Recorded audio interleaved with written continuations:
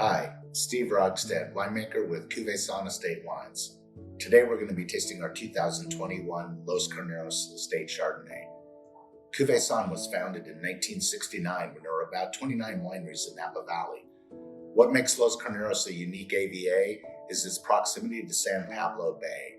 The appellation itself is kind of shaped like a bow tie, and it gets scrunched together where the Mayacamas Mountains pinches the north part and the San Pablo Bay dips in along the Napa River and scrunches up the south part. That's right where we're located. It's right where the mountains tumble down to the bay. So our vineyard is a series of rolling hills comprised of shallow clay soils, predominantly Diablo clay soils. Vineyard itself is comprised of several different unique and discrete blocks of Chardonnay and Pinot Noir. The Chardonnay is about 20 different blocks, which comprise several different selections of Chardonnay. We have the very renowned Old Wente selection, which is one of the most prized selections in California, growing throughout the vineyard, as well as some Robert Young selection and a variety of different Dijon clones as well. So we have a great deal of material to work with and a lot of diversity from the natural rolling hills and the different soil depths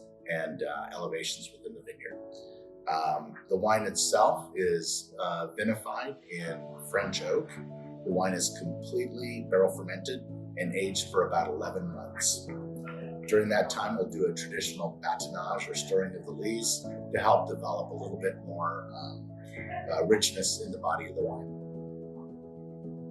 But really, all of it is meant to showcase our estate vineyard.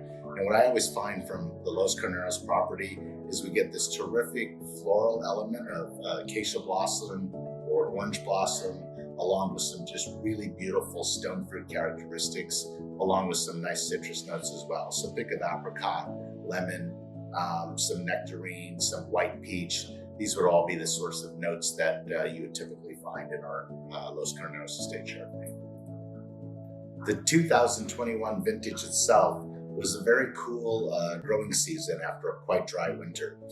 This was the last of the sort of drought years that we had before the 2023 vintage really saw a lot of rains for us.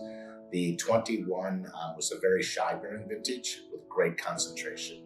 The wine itself spent about 19 to 20 days during its primary fermentation in French oak, and then went through a partial malolactic fermentation.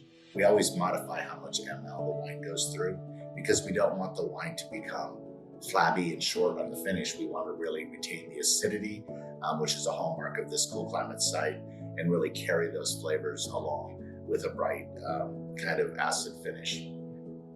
Obviously, we've been producing Chardonnay here for over 40 years. This vineyard has a great history of accolades over the decades.